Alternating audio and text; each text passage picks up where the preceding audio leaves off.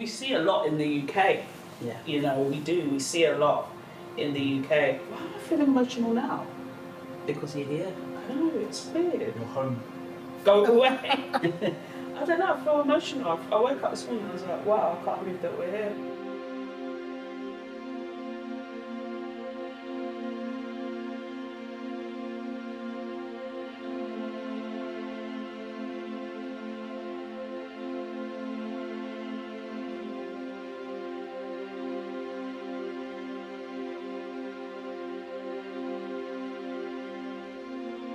I can't lie, I had a cry this morning already. Yeah. And I think it's seeing the difference we can make worldwide. Yeah. I know the difference that we've made in the UK, but to sort of go in a different country now and everything else, it's wow. Mm.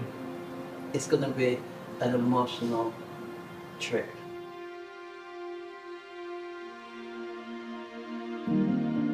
And it's nice to do it like in memory of Jen as well. 100%.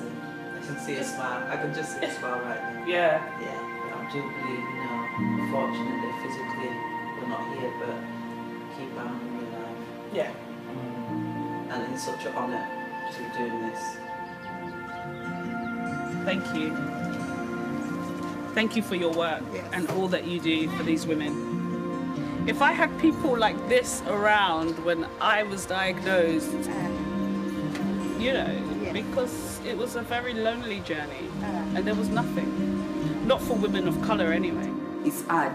It wasn't easy at all because I don't have anyone. The moment my family people know that I have the cancer, all of them, they turn their back on me. The issue here is the mortality rate is disproportionately higher than you see in other populations. So why not connect with other black women around the world? So the fact that you guys, Cronje, my mind's blown.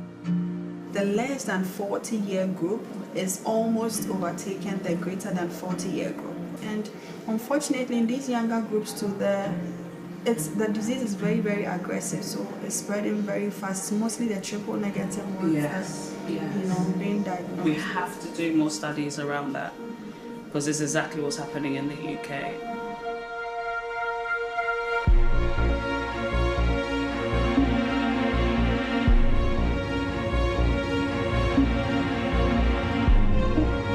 My name is Leanne Perot, and I was diagnosed with breast cancer in 2016 at 30 years old. I'm also the founder of Black Women Rising, a safe space and support programme for women of colour who have been diagnosed with cancer. We want to understand the barriers that African women face in being diagnosed sooner, recognising signs and symptoms, going for screenings, access to cancer treatment, and most of all, emotional support. We're starting in Ghana.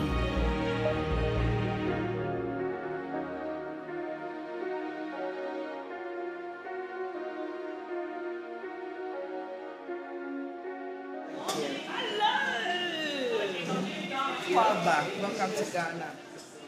So we've got Breast Cancer Society of Ghana, we've got Breast Care International, we've got Safe Haven Support Centre, and then we're going to go and see Sonotech as well. And every single organisation gets 30 bras, so we're giving everybody 30 bras, plus magazines and other support. At the event. At the visit.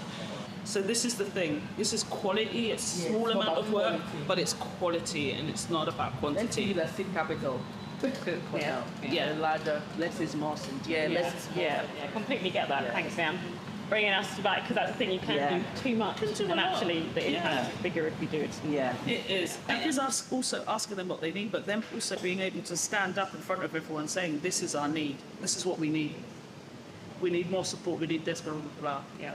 So that's what it is. And even from our end, we're going to be honest as well about what our struggles are in the UK. The one problem that you guys don't have, which we have over there, is race. The problem with race. Yeah. And that is probably the biggest barrier. I would say the biggest. It's quite 50-50 to be honest, because I think in our communities we marginalise these illnesses and things like that when people feel that they can't speak out, and then people are like, go natural and all these different things when they get diagnoses. Let's keep it in the family, let's not speak about it.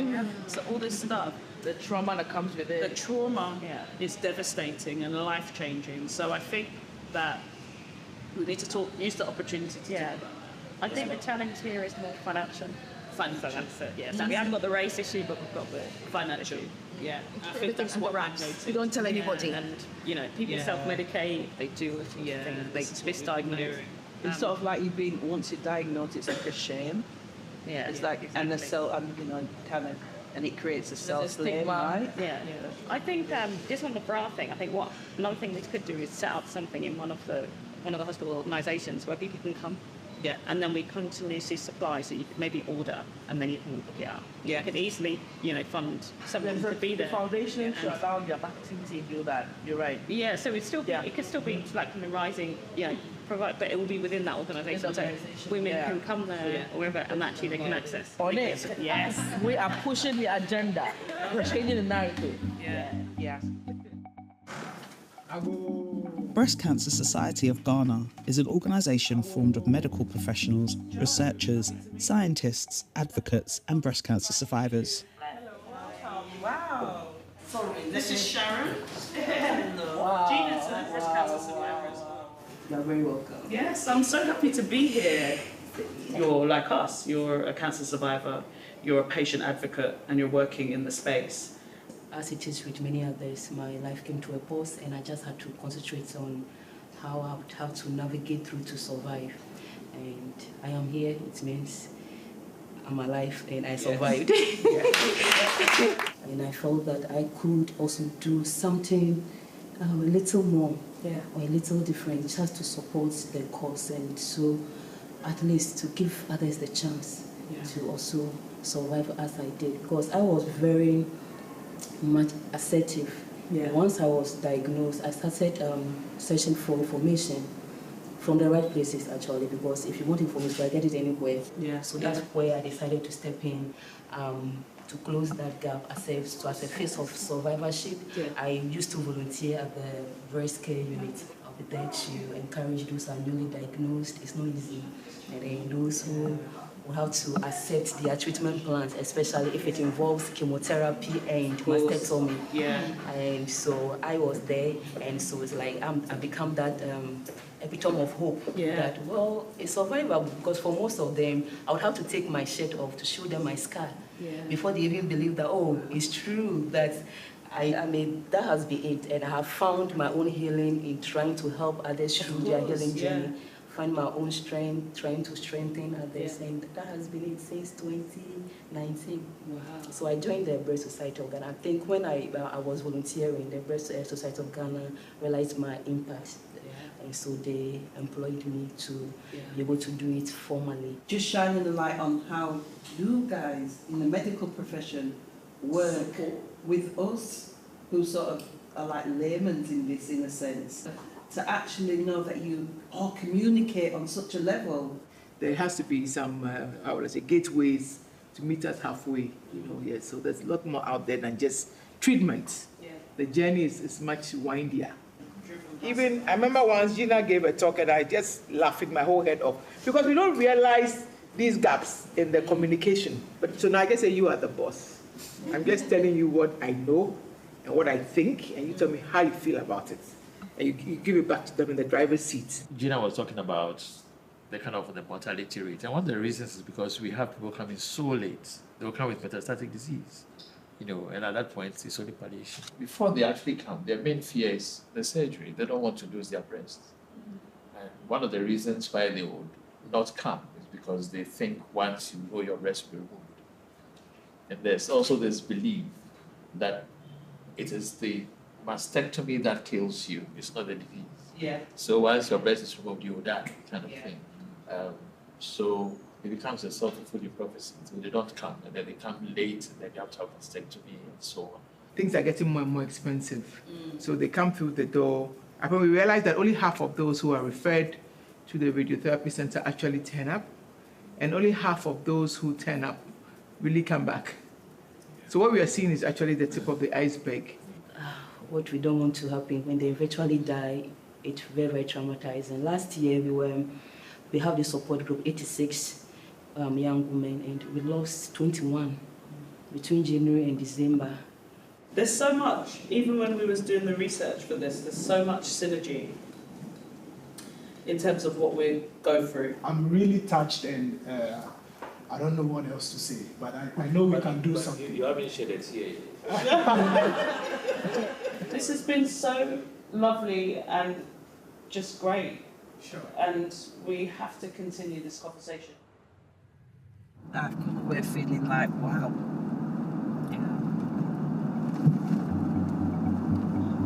Yeah, same. I'm very, very, very inspired. Did you say you're tired, Lee? Inspired. Oh. Yeah, really inspired. Really inspired about what I've seen. On our second day, we leave early on a 6-hour drive to Ghana's second largest city, Kumasi. We're meeting Dr. Beatrice Wiafi-Adai, Ghana's first female general surgeon and founder of Breast Care International. Which organisation does she run? Breast Care International. So she runs Breast Care International, yeah. It's quite interesting because she is also a surgeon. So she has patients and runs hospitals, and I think there's 2 hospitals. I think there's one here and one in Accra that she has, 2 hospitals. Okay.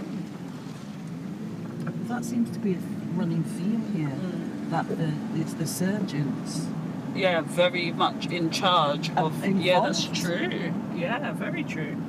I think what is driving them is awareness, because if they're surgeons, they're probably seeing a lot of people coming in at a later stage, and at an avoidable stage. So it shows that they're probably thinking, well, we need to raise awareness about this, because what we're seeing, can you imagine, they're probably seeing more than any of us put together. But also recognising in our communities how much it's not the barriers. What we do probably just touches the surface in terms of what they see on a daily basis, because like I said, in the UK, when I went to that nurses conference, and they just said, look, what do? We get women coming in and they're refusing treatment, or what do we do? And then people say it's our problem, but they're refusing treatment. They're saying that God will cure them. These are what they're seeing on a day-to-day basis, you know.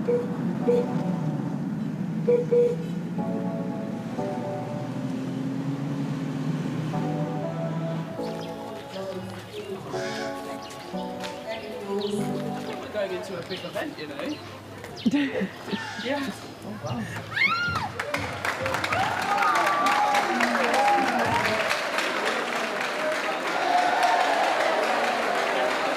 Good afternoon, everybody.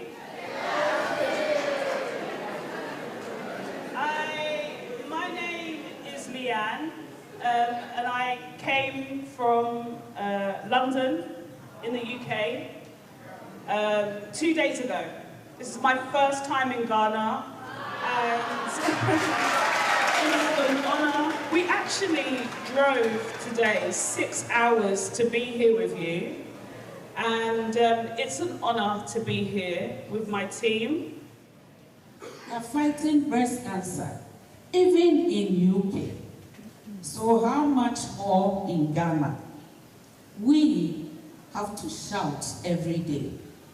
We have to create the needed awareness. Breast cancer is unfortunately attacking our youth, but we want you to be aware and not scared, okay? So we are sending around some of the pictures that have already ulcerated. Sorry, some may be graphic, but we need to talk about them.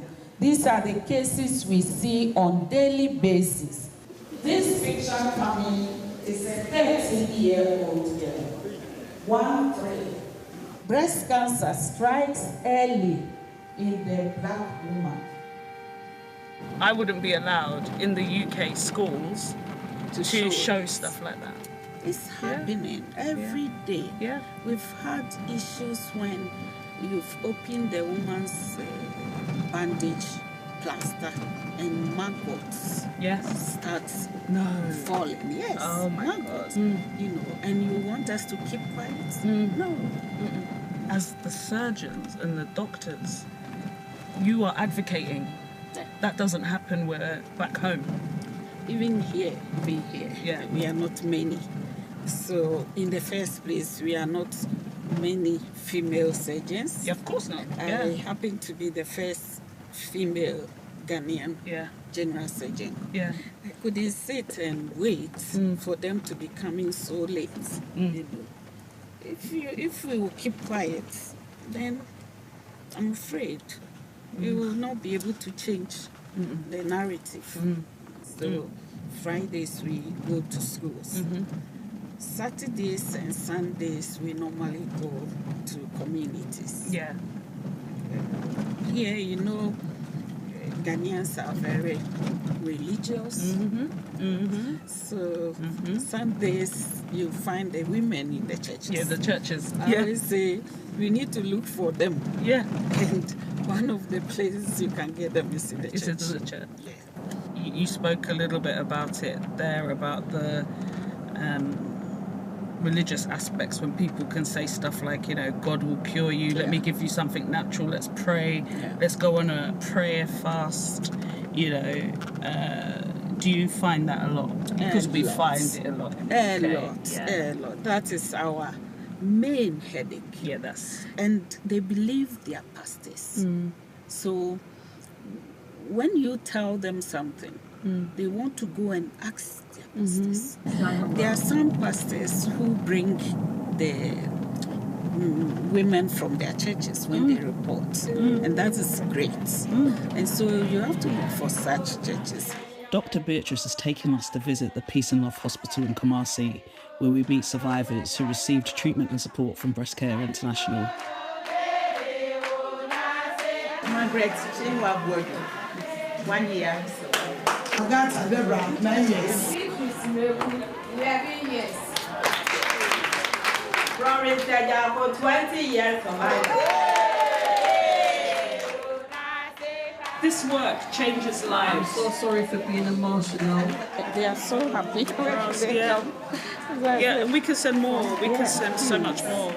So that's for you, for bringing them the mastectomy. Upon leaving the Peace and Love Hospital, I can't help but feel emotional and inspired at the same time. Emotional because I know these women have been through so much like I did. We'll be back. But inspired at their strength and their resilience, considering that some of these women made a 10-hour visit to come and see us. They're showing us a richness that some of us can only dream of. Absolutely. A lot of people are very clued up about all of that sort of stuff. The richness is the feeling and what's in here. But when she said today that they were giving people bus fare home because they had come and waited for us all day, and they're giving people bus fare home and food, and some women were from the northern region, so they were hours and hours away from home and lived in all the surrounding villages, you know, but they'd come there especially for that. Look at that, you know, that young girl dressed in her best clothes to come to see us, you know. Diagnosed with cancer at 13. Breast cancer at 13. But it's far beyond the cancer journey. Yeah, it's that's not the about connection. The cancer. Yeah, exactly. It's far beyond. Well, of course, it's everything. Yeah. Exactly beyond that. And I think that's important because I think that's the thing that's lacking. Is, as we know, you know, you get the cancer treatment and everything else, and then you're thrown into the wilderness. It's those kind of they've made lifelong connections that have given them a strength. Yeah.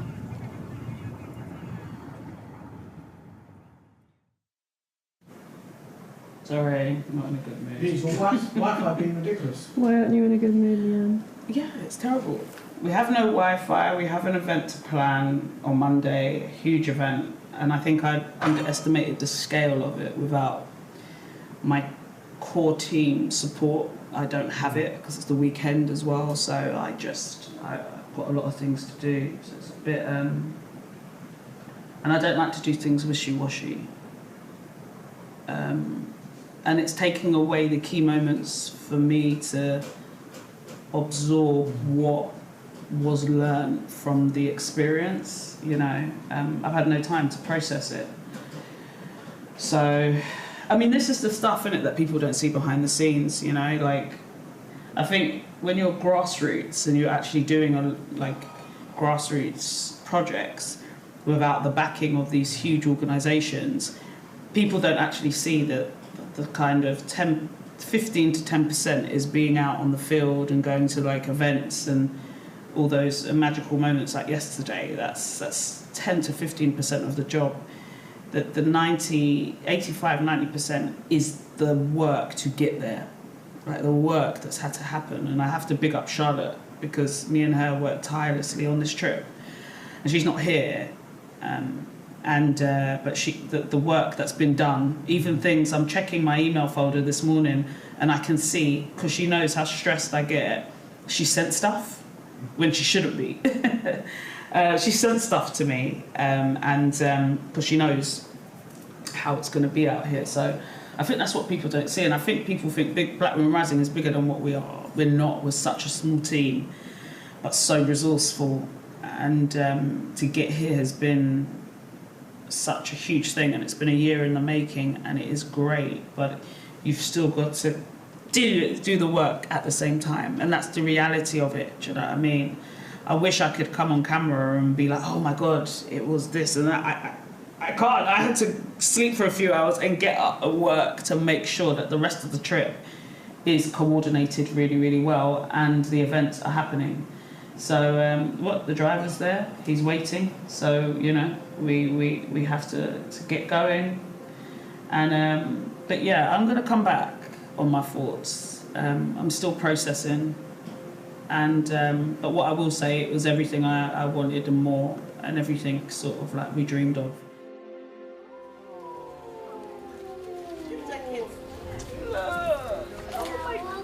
Oh, thank you! Oh my God! Wow! Look. Safe Haven is a support group not only for women currently undergoing treatment, but also for those who are now cancer-free.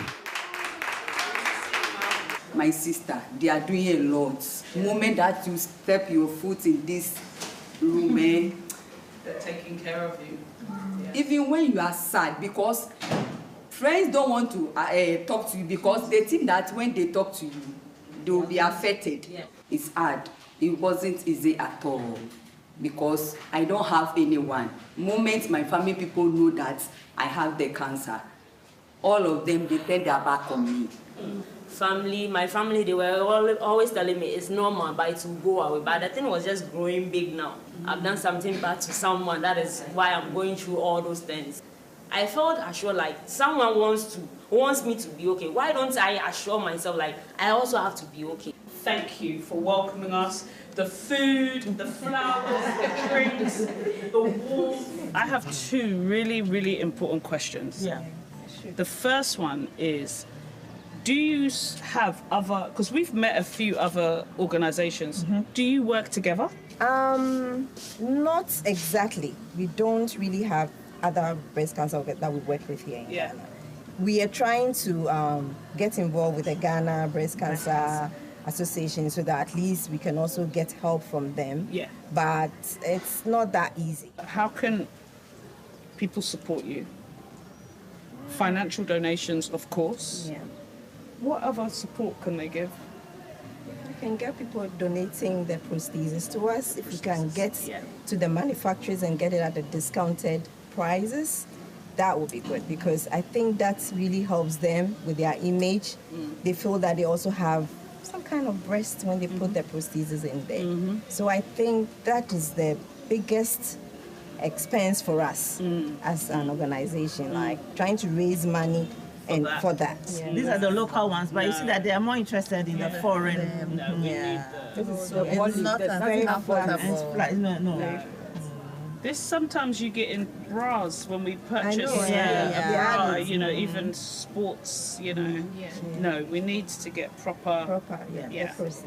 Well, lovely to meet you, Kate. Everybody's been speaking so much about you and all that you do for them. What does this mean to you? What does your work mean to you? My work, it's so adorable to me. Myself, seeing these ladies, women of substance, having this issue humbles me as a human being. Yeah. So I have embraced this lovingly. So they are so dear to my heart. So that's how come the name Precious Ladies. I don't want to refer to them Precious as ladies. Survivors, but Precious Ladies. They are so precious to Safe Haven. Apart from opening the center on Mondays and Wednesdays, on Thursdays, I go for outreaches, where I see these ladies on their sick bed, interrupt with them, and then reassure them that it's not the end of the road.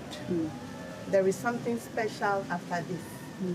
So when they now come to Safe Haven, then the story begins. So when you come, we welcome you. You tell us your story. We counsel you, we reassure you, and then we take it from there. That is not the end. Every week, I check on them to make sure everybody is fine. Yes. So if somebody is not well, immediately we take an action. Of course. Yes.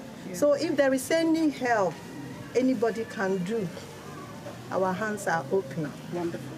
Our hands are open. Wonderful. Because they need a lot to survive.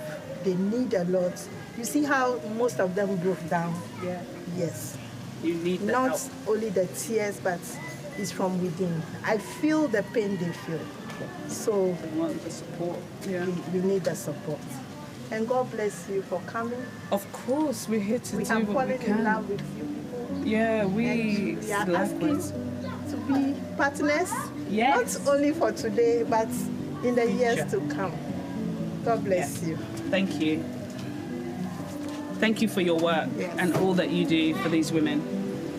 If I had people like this around when I was diagnosed, you know, because it was a very lonely journey and there was nothing. Not for women of colour anyway. So it's really inspiring to see the work that you guys do. So thank you for what you do for these women. Thank you for very thanking important. me, as my grandmother would say. Thank you for thanking me. I love that. Thank you. Thank you so much.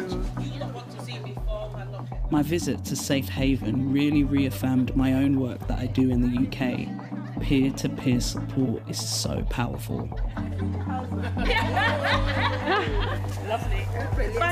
Next up, we're visiting Sonotech, a private medical practice and diagnostic centre who are also leading the way when it comes to breast cancer awareness in Ghana.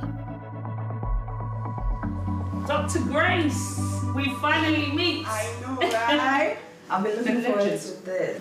Your name came up many times, Sonotech came up many times from people saying that they had accessed services complimentary. Yeah. One of the first patients we saw was someone who had breast cancer, finished initial treatment, was supposed to have gone back for follow-ups, and then she was lost to follow-up because of money issues and all that. And this side of the world, you know, people will not naturally come to the hospital if probably they are not in pain or, you know, I feel I'm not well, that's when I'll go to the hospital. But we know by now, by the time you're not well with breast cancer, then it's already, you know, spread. So now the discussion started, how can we as Sonotech contribute to helping people get diagnosed early? Because if you look at the data, that's a problem here.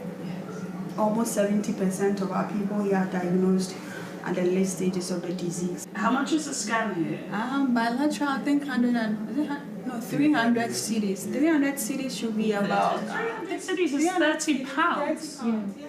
So that's how much an ultrasound here? Yeah. Here at Sonotech. So that has... I know, right? I'm going to fly to Ghana for treatment. Okay, how much is a mammogram? 450. 450 cities. But our people cannot afford, you know. So if someone donated £3,000, that's 100 women having a scan. If someone donated £4,500, 100 mammograms. 100 mammograms. That would make a big difference. Can you imagine? Let's see what we can do. Because that's why we're here. We're here to build connection. You know, this is just the beginning. And this is the beginning to keep the connection going and continue to do some great things together. One of the things we're hoping to do is to also move outside the Greater Accra region. Yeah. So currently all our 3 branches are here, but even with that, we get people coming from all over. So we're looking at probably, you know, moving out. The one thing I'm finding, even being here, is it's just reaffirmed to me what I'm seeing back home. Black women under 40 being diagnosed with breast cancer. So much younger now. So it's the picture is similar to what we're seeing here now. There was a recent retrospective study that was done here. I think it was published just in January this year. It studied data from 2016 to about 2021, and the less than 40-year group is almost overtaken the greater than 40-year group. And unfortunately, in these younger groups too, the disease is very, very aggressive, so it's spreading very fast. It's mostly the triple negative ones that, you know, being diagnosed. And because they are not being seen early, because sometimes we forget about them, say you are young, so they are also being diagnosed late, and you know how the prognosis is bad. We have to do more studies around that, because this is exactly what's happening in the UK. Most of the women that are coming forward, most of the younger women are presenting with triple negative. So we think that it's our responsibility to contribute to sending the right information out. Yeah. I think it's really lovely to see a private medical organisation support community and open up your doors. The heart of the Ghanaian people is big. Our research trip in Ghana has drawn to a close. To celebrate and commemorate all these new connections and exchanges, Black Women Rising are hosting an event at the British High Commission in Accra, bringing together all the organisations we've met on our trip and other prominent voices working in the breast cancer industry. Only been here for 5 days, by the way, in Ghana, and I have met some of the most inspirational people I have ever met in my life. Can we give a massive round of applause for the organisations that we visited? Thank you for sharing with us your stories. Thank you for being so open and so generous with your time. And thank you so much for the wonderful hospitality as well, because everywhere we went, we were fed, we were looked after. And that's the real Ghanaian spirit, right? Looking after each other. When I started my journey, and it makes me so emotional to say this, but when I started my journey, I met this wonderful woman who was not just, she was a few years older than me, but she took me on like a big sister. And we worked together on Black Women Rising. She volunteered, she stayed up late with me, she drank wine with me when things got stressful. And she spoke to me so fondly of Ghana and how much we needed to bring this project to Ghana. It was her dream to come and do this. So that is one of the driving forces of me being here today, is to bring her dream, to make her dream come true and bring this home to her. And I'm delighted to say that it is her cousin Priscilla. Where's Priscilla? There she is. Give her a massive round of applause. Who has helped me plan this trip from the beginning to the end, giving her time so generously to us, planning this whole trip. But also, I'm sorry, but they are my guests of honour this evening. Jen's parents, Theo and Gloria, are there in the back as well. So the next thing I wanted to say, guys, was I really wanted to hand over the floor, really. You've heard about myself, you've heard about what we do in the UK. Thank you so much. Fortunately, we haven't been able to put breast cancer on the highest pedestal in our country. When the woman is diagnosed with breast cancer, she's left to herself and her family. No social support system. No one seems to care. And we thought that breast cancer is not for the Black woman. Here, what we are fighting about is not only the poverty, but the stigma and the fear surrounding breast cancer. Those who are here today, please be the ambassadors for breast cancer. Talk about this. Let your friends, your relatives know that breast cancer is the #1 killer disease among women the world over. And for us Black women, it strikes earlier. We have a lot of the triple negative disease, which is difficult to treat. So we should rather focus on education, awareness creation, and demystifying this disease. If you catch the cancer at stage 1 in the developed countries like the US, the 5-year survival rate is 100%. If it's in Ghana, it's about 97%. It's still close to 100. And stage 2 is also in the 90s. Knowing very well that movement like this will result in resources that will help us to be able to help them through. If it's financial, I know where to turn to for financial. If it's prosthesis, because most of them are afraid of losing their breath. If it's prosthesis, I know where to. I just want to be able, beyond every doubt, to confidently assure them, because now we say early detection saves life. The person is detected early, and there's no money. There's no money. I just, not too long ago, I was told I had to sign some long form for a fund I solicited somewhere for one young, 22 years. She was diagnosed last Wednesday. She needs 3,000 Ghana cedis for her med workup. Unfortunately, her two came out equivocal, so she has to go for fish. That one too is 1,200. The chest CT and abdomen, 1,800 plus. Meanwhile, she told me that it took 3 months for the parent to raise 1,300 for her initial biopsy. So given that, no help will come from anywhere and she has to just depend on the parent. Imagine how long it is going to take for them to raise 3,000 for her med workup. So when I was told I had to fill, I said I don't mind. Even if it's a booklet I have to fill for her to get, I'm willing to do it. And for me, that keeps me going. And I would like to say thank you so much then for this opportunity, to the Basic Commissioner for having us here. I know the future is bright. Saturday personally was a great time of reflection for me, and I think you shouldn't take for granted what you've done today for all of us, because I have come to realize there are so many groups here doing amazing stuff. Personally, there are so many people I hadn't met, and this has been a beautiful platform. And for all the groups here, I think this is a call to action. No one institution or no one organization can win the fight against breast cancer. Yes. There is a need for all of us to come together. Once we all put our hands on deck, there is so much more we can achieve. So thank you so much, and Ian, you should be proud of yourself for what you've done. We have a small contribution, Dr. Beatrice, of £500 that we can donate. It's just the start of something that we would like to do, and hopefully on a regular basis as well. No, please. Thank you. I don't know if you're going to take this all the way to Kumasi.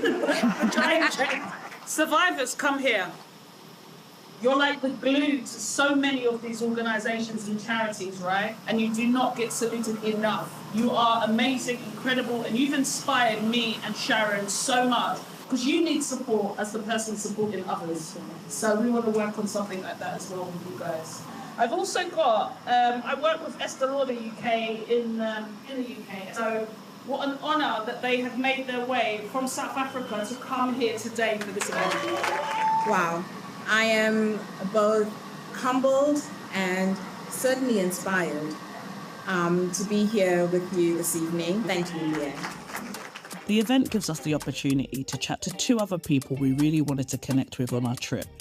Pastor Fifi Agri-Buttons, who runs a support group via his church, and Dr. Lily Pemka, a cancer geneticist who's been part of a lot of the leading research in the USA and in Africa around black women and breast cancer. Hi everyone, my name is Fifi Agri-Buttons. I want to emphasize that doctors are gifts to humanity. So it's important that we do not play down the hospital. And so I will ask that for young pastors, let them begin to see reasons, understand what happens in our society, how we can get involved, and how we can also lead and get people to know that this is happening and this is the way out. It's an ecosystem. We must learn to work with them. Thank you. So my name is Dr. Lily Pemka. I'm a molecular geneticist, cancer geneticist in Ghana, based at the University of Ghana. Breast cancer is a complex genetic trait. So it's the manifestation or development of breast cancer, it's underpinned by genetics. A recent study has shown there's a genetic predisposition that's associated with people of African ancestry. So it explains why black women are more likely to have triple-negative breast cancer. Another issue with black women breast cancer is the fact that they get it earlier. So based on the studies that have been conducted here in Ghana, we happen to get it 10 years earlier than the Caucasian counterparts. Over 78% of genomic studies have been done in Caucasians, and in black people it's just about 2.4%, which is very low. Doing research in isolation, probably not enough. And I think a more immediate need is to raise awareness among Ghanaian women, because close to about 75% are diagnosed quite late when it's already spread, and then it drastically reduces the survival rate of these women. Like listening to survivors and knowing what they go through, that I never knew about. And not just physically, right? No, and I'm wondering what is happening in areas that in the rural parts. Could you imagine? We don't have the education and the awareness. Like, no, this is not the end. Oh, this is just the beginning. Jen was a daddy's girl. Yeah, she was. I like the word rising because it picks them up, to be knowledgeable about what's going on. And Jennifer, towards the end, she lived her best life. She wasn't sulking. Yeah. She never said, to the last minute, she was there calling friends. Yeah. She stood up, right? She did. And we're so proud of what she's doing. This is what it's about, right? It's using people's stories and their legacy to make change. And we would not have been out here and met these hundreds and hundreds of women if it wasn't for Jen.